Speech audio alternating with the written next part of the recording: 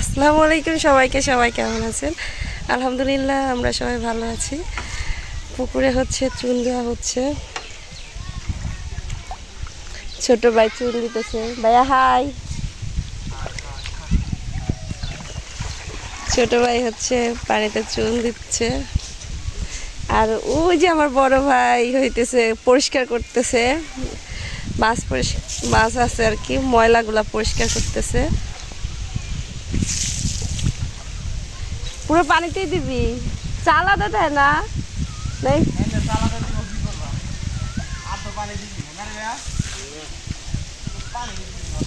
পুকুর হইতেছে পানি দিয়ে ভরছে, তো এই জন্য চুন দিয়ে দিতেছে যাতে মাছ মারা না যায়।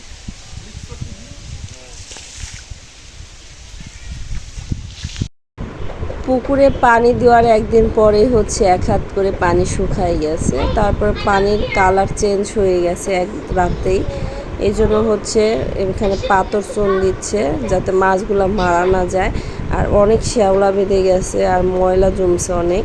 আর বাতাস ছাড়ছে এই পাশ থেকে ওই পাশে, সব ময়লা নিয়েছে। তো ভাইয়া বলতেছে যে তাইলে এইখান থেকে হচ্ছে পরিষ্কার করে ফেলি, পুরো পুকুরে তো আর পরিষ্কার করা সম্ভব না। এই জন্য হচ্ছে আপনার এক সাইডে যখন আসে তখনই পরিষ্কার করছে।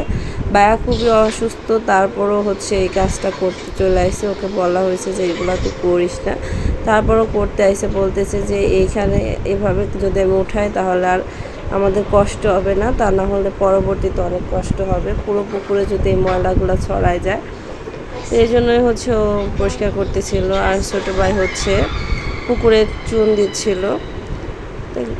ছোটো ভাই অনেক কাজ শিখে গেছে এখন, আলহামদুলিল্লাহ ও অনেক কাজ করে, ভাইয়াকে হেল্প করে অনেক কাজে। তো এই হচ্ছে আমাদের পুকুরটা। এখানে আলহামদুলিল্লাহ অনেক মাছ আছে। আর পাঙ্গাস মাছের চাষ করছে, কিন্তু পুকুরে পানি থাকে না। পানি 3বার করে দেওয়া হয়ে গেছে, তারপরও হচ্ছে পানি শুকায় যায়। আবারও হচ্ছে দিতে হতে পারে, এমন আছে নাও হতে পারে। যদি বিক্রি করে দেয় মাছ তাহলে আর দিতে হবে না। তবে ভাইয়া বলতেছে আর পানি দিবে না, এরপরে যদি পানি শুকায় যায় তাহলে বিক্রি করে ফেলবে, কারণ অনেক পরিমাণে হচ্ছে খরচ হয়ে যায় পানি দিতে গিয়ে।